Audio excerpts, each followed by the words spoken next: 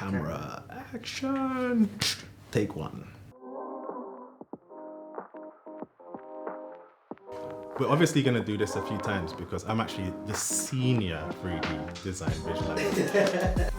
My role entails basically making the architect's buildings look as nice as possible, but realistically it's about telling a story about dwellings and homes that people live in. That's me going into the computer and I'm designing and helping to be able to get materiality and to be able for them to depict it to clients or to residents or as marketing. I wouldn't say that I have a favorite project because I enjoy different aspects of a lot of the projects that I've worked on as I've been here for quite a long time. So I would say I actually enjoy the variation.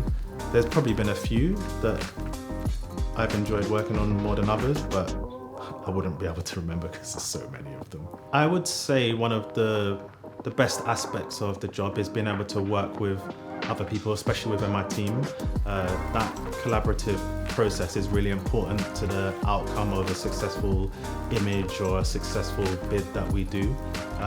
It's never just me, it's always a team of people, and especially within my team, I find them very, very helpful and they're invaluable to the process.